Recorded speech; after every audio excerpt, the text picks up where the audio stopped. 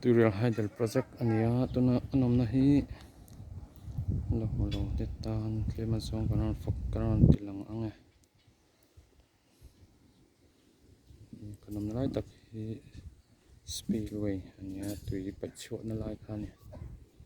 kan pang par chin na tur te siama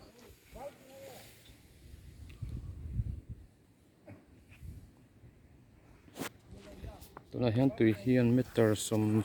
som rele ti achi me kani si level atangin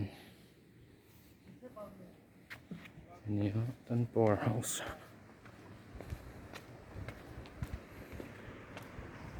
kan hesa power house ania hian spillway tui luan chhuatna tui tamna tuk changa pai chhuana ni tapana luang chhuaka hulai khona in kho luta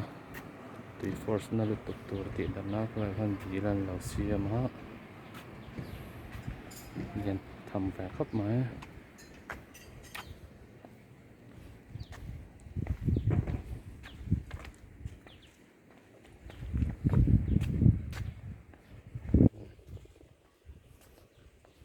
switch yet pon lang phaka administrative building a lang zoi boka par huan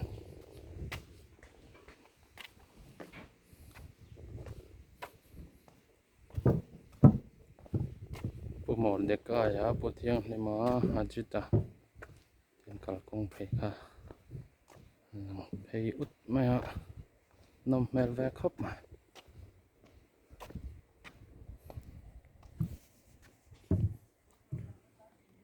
mau char tlang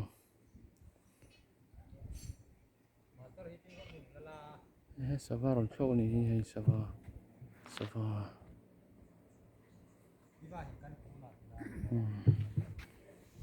sava ron thlo anh đi na thọc lỗ tí hiện anh chỗ rèn rèn ngót men Christian lang val pa ni hen na thọ turan nei lo ne Mike Tyson. Doon na Mike Tyson ha. ako ti kho na la takso ka kot te kan lo lak tel cho spillway phenga ti kho na lai tak karon tilang don ani ti kho na tlang zol pheya kan culture chara meter za ni meter za sama vel ning ka she solo chuan helai phei hi ti enang hi ni lo ha alai so kong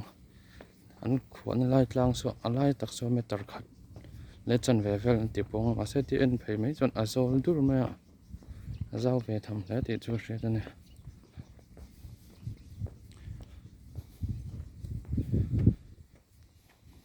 tuna han ti khuan ha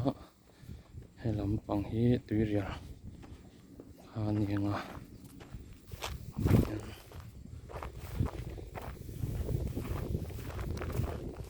point here tlo tu an tlem ani dang chon tlo tu he mi zan ni za thum te an ron pa ranga machine an tam thei man yan rik rak luan da khoma ten tu hi nar lam ni ta tu ron luan chuan na lam an hi tu khwa na lai tak kha nia ti hian tu chu tling pum ma kalang alo tan chon tu kal po hi bo na thama nia tui azau thama an bo fu mai ni kal thang ho po câu tlang lệ lắm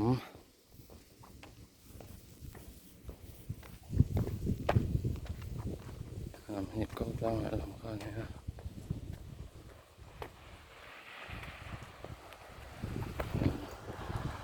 là vậy chuan Kolkata train nim chỉ khát hai tua lâu còn tiền hai tua niệm bằng hiền là cho anh chính tặng na cho lâu nur hậu hiền đi cùng dấu tọ anh đó hi niệm bằng tàu hô po là cái dấu tọ làm tàu đó là cho nên po hô sa cái này cho call chuan tiền nóng về cái này hộp bạc nên mấy quạt sầm ngõ bằng ngõ bị chọc mấy tụi anh này Tuirial lang lo de tan Tuirial area nia mihring amna tak hi chu lang thei lo sai pawm khua lang kha ka tihian ka kong ka ni chho un mai ni en tur em chu om lo tuna hri chun a tho lai ang khan en tur a tam tawh lo a lang thei lo wa hian tui chim chin a te le le hnuai hian a tho lai en tur tam tak a awm a tuna chuan a luh thei tawh si lo a engmah kan en thei tawh lo ni hi bye bye